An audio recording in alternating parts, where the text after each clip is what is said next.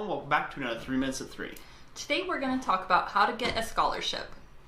So, Jessica is a culprit of this for me. So I'm going to turn this one over to her because she writes up really good scholarships, and she is responsible for all of the scholarships that I've got. Yes. Basically anything that had to do more than my artistic merit. Yeah, so there's several common themes when applying for a scholarship, and specifically we're speaking about blacksmithing scholarships. Sometimes these scholarships will be available at craft schools such as Touchstone Center for Crafts, and there's a few other ones. I actually have a separate video on this, which I'll link down in the description below. But in order to get a scholarship, normally they ask for a letter from yourself, kind of just, talking about yourself and how long you've been in the craft or where you hope to go in the craft. And so just kind of speaking a bit about yourself and where you want to go into the future. So some of the information that's kind of important for you to know before starting on a letter like this would be to kind of maybe just for yourself outline the next couple of years, or whether you're wanting to do blacksmithing for a hobby or go into it full time, things of that nature.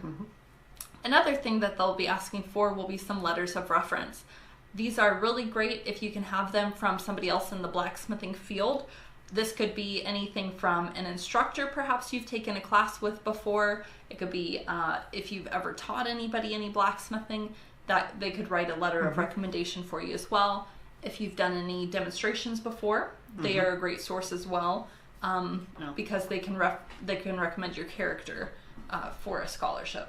Yeah, basically put, you need to take and put yourself out there as much as you can and show how you're having an impact with your ironwork. Because ultimately what a scholarship is used for, and what it is most useful, is to take and impact others.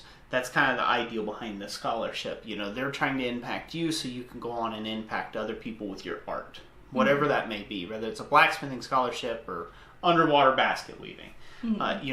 You need to take and be able to impact others with that art after you get done. And so that key there is to be actively involved in whatever artistic community that you're working with is, and that betters your chances of getting scholarships. I would definitely say so, because that has been a common theme that you've had before when receiving a scholarship, is because you have been very active in the local community and in the blacksmithing community and in teaching classes and things of that nature. Yeah, definitely.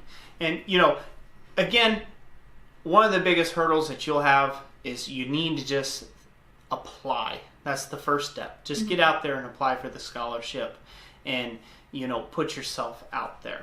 Chances are you'll probably get it, and especially if you have a Jessica on your side, you'll definitely get it then.